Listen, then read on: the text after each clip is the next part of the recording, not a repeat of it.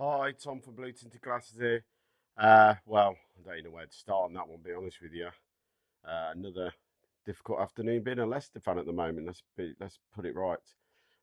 Obviously, went into the game after a heavy defeat to Southampton. I didn't do a match report after that because, well, one, I didn't get in till 1 o'clock in the morning.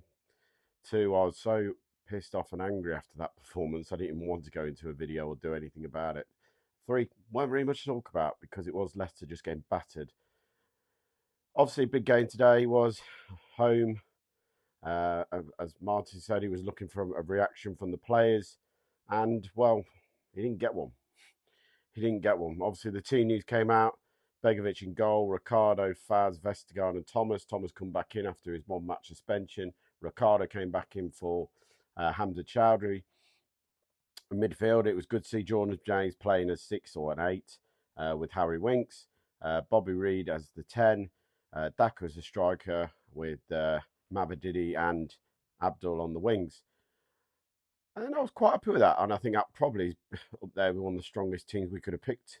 You know, with all the injury we've got, that's probably our strongest team. And I want to see Jordan James. I've been crying out to see him play in that position. So it's good to see that him starting that position today. Obviously kicked off, and within 1 minute we're a goal down. And I haven't heard the gaffer say I'm looking for a reaction. We're looking for a performance today. Well, to go a goal down the way we didn't help the situation at all. I mean, what we why we're still trying to play out from the back, what hasn't worked all season and isn't going to work because we haven't got the players to do this anymore. It's madness. It is madness. You know, it starts off with the ball going to Vestergaard. Vestergaard then mucks around, nearly gets caught out in the box. He goes out. He tries to play it to Thomas and misses it. Thomas wins the ball back. Sheffield United win it back. Mavadidi then wins the ball back. Sheffield United then win it back right on the edge of the area. And then Thomas comes flying in with a rash tackle, gets absolutely nutmeg, gets done. The winger pulls it back. Ricardo tries to clear it, falls to Winks. All he's got to do is clear it. He miskicks it, and he kicks it straight to Tom Cannon, the ex-Leicester man. And we all knew what was going to happen today. Tom Cannon slides it into the bottom corner across the goal, 1-0. It, I could not believe what I'd watching. I thought Southampton was a horror show. This was even worse. So you're thinking, right, compose yourself now, boys. 1-0 down, 1 minute gone. So what do we do? 5 minutes in the game, we're 2-0 down. A corner comes in, Wildford heads it out, and nobody, and it happened quite a few times recently, nobody's on the edge of the area. And there he is, ex Coventry scumbag, Callum O'Hare, who, well, bobbles one, peas roll a volley, across the ground and into the bottom corner. Begovic can't do anything about it. He's got bodies everywhere in front of him. And we're 2-0 down. And then fans are leaving, and the crowd's turn on the players after 5 minutes. Do you know what? Normally I get annoyed with the fans turning on the players so quickly and getting frustrated. But today, absolutely not. The players deserve to understand how annoyed Leicester fans are with these performances and this standard of football we are seeing, because it is truly utter shit. It is so poor. You're then thinking, right, let's see a reaction. City started to, in the first half, settle down a little bit, but the problem is damage was done.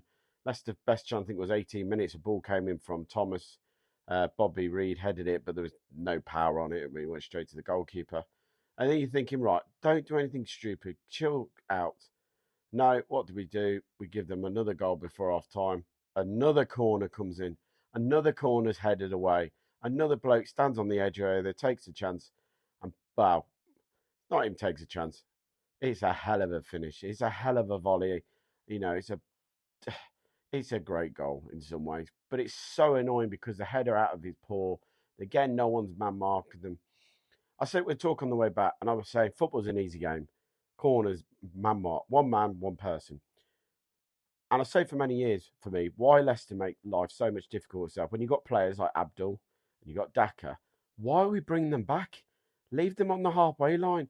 If you leave them two on the halfway line, it means Sheffield United either got to commit players to stand on them, so they're going to have to connect to a minimum of two players, possibly three to have a cover, or they're going to risk it.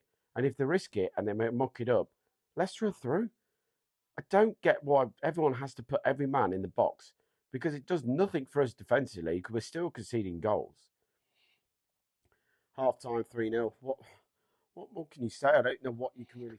And then what can you say? Second half, it's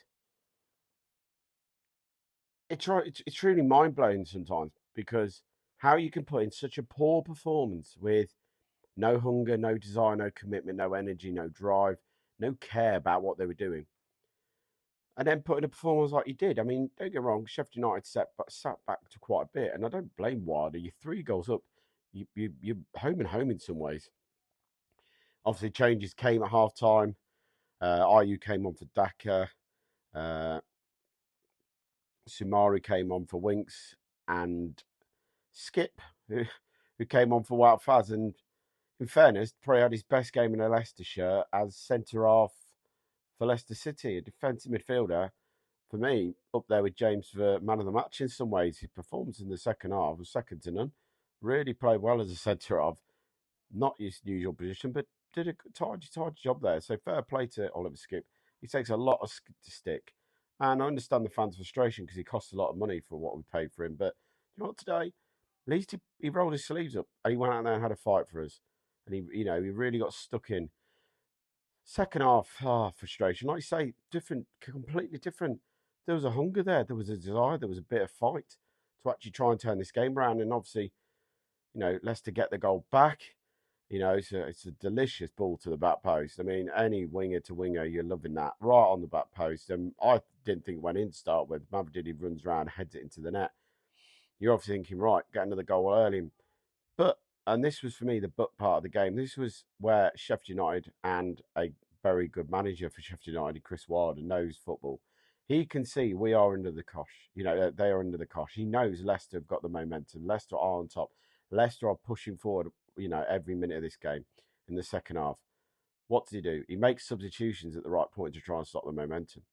And obviously, those words as he's going on the pitch to the players are, if you get touched, you go down. Because every single other substitution came on. They all did the same thing within a couple of minutes. They get touched, they got tackled, they win a free kick, they roll around for a minute or so. They killed the momentum of the game. Now, a lot of fans will say some sportsmanship. For me, it's good game management. It's good management from Sheffield United manager Chris Wilder because he knew exactly what he was doing. He knew Leicester on top. He knew his side defensively are still weak, and that a goal goes in and they look very shaky. What they did today, and then you get another goal with 8 minutes to go, 82nd minute, the ball comes out. Boubakary and Bobby, make a good tackle in the middle of the park. Falls to Jordan James, drives onto it, takes a shot. Yes, it takes deflection, all of 20 yards out, flies into the net, 2-3-2, and you're thinking, right, boys, one more decent chance, and we're getting a point from today. And that was my biggest frustration at the end of the game. That with the 8 minutes to go in the normal time and the 4 minutes of injury time, we did not create one half chance. And that frustrated me out of everything, that we could not create that one half chance to get something from the game after being 3-0 down. And do you know what? I don't think any Sheffield fan would have gone, Leicester didn't deserve anything in the second half, because I felt second half was a different team. But again, you can't put yourself in that position to be 3-0 down in the first place. And that's been our problem this season in most games. Game management, how you manage a game when you're in winning situations or losing games, and how you get back into them. And generally, are playing out from the back. When is the gaffer, Martin Seguentes, going to understand we haven't got the players to do it? This isn't Enzo ball anymore. The players that we had have gone. You haven't got a Dewsbury Hall. You haven't got a Jamie Vardy. You haven't got that ability to make things happen going forward. Again, like I said, with a team that were dropping back deeper and deeper, we didn't cause them any problems. With 12 minutes to go of the game. One more half chance. That's all I was asking for. One half chance. Goalie saved it, but we didn't create a half chance in that 12 minutes. And that's the most frustrating thing about it. We didn't get any half chance with what was left. Obviously, game sees out. Thomas made a mistake at the back, and Bamford nearly scored from that. And Begovic made another poor decision. And that's why we obviously don't play at the back as much, because Begovic's ball distribution on the ground is truly shocking. I don't blame him. He's, a 38, 39-year-old keeper. who has ever played as a ball goalkeeper, ball playing goalkeeper. So never going to set him off. Again, he tried his best. But, for me, scrap the whole playing out from the back thing all the time. Go to more of a counter attacking team because you've got the pace and you've got ability.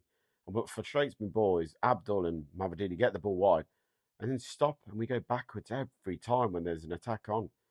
Use use what you've got. Stop thinking we're Brendan Rodgers ball and Enzo ball from 43 years ago. We're not that team anymore. It's not going to work. So come in here and play some football that you know you can play. And for me as a gaffer, you've got to be able to change your tactics to suit the players you've got. For me, you've got a very good foundation to have a good counter-attacking team there. You can make yourself very solid with that team if you wanted to, but we don't. We're all about this ticky-tacky, passy football that does not work and frustrates the life out of the fans. I could understand it like we did in Enzo, and I loved it. I know fans got frustrated, but I could see what we were doing because we had the players to do it. Play to your strengths, not play to what you think we should be playing. So yeah, another defeat. Obviously now we've got a week before we go to Derby County in the East Midlands Derby. God knows what'll happen there if we play like we did today. Derby on a fine run of form. I lost today at Middlesbrough, but look, Middlesbrough's second in the league and flying. Uh, and then we play Bristol City away and then Ipswich. I mean, three big games. If we don't get anything out of them, I can't see out of the manager last. Personally, I've said before, I think if we lose to Derby and Bristol City, I can't see how the manager even stays at the club. I think today really he's hanging on by a thread because the performance against Southampton and the first half performance today are the worst that I've ever seen as a Leicester fan in 26 years as season ticket. I've not seen Leicester play that bad. Drop your comments in. Let me know what you thought of the games. Let me know what you thought of individual performances. Tell me now, what is your team selection going into the game against Derby? I want to know what the fans think. Tell me what you think that team should be going to Derby away next week in a massive game because I'll be there. And I can't imagine how toxic it'll be if we're 3-0 down away at Derby at half time. It'll be a lot more toxic it was in today in the King Power. Yeah, let me know your thoughts. And as always, keep it blue tinted glasses. Cheers.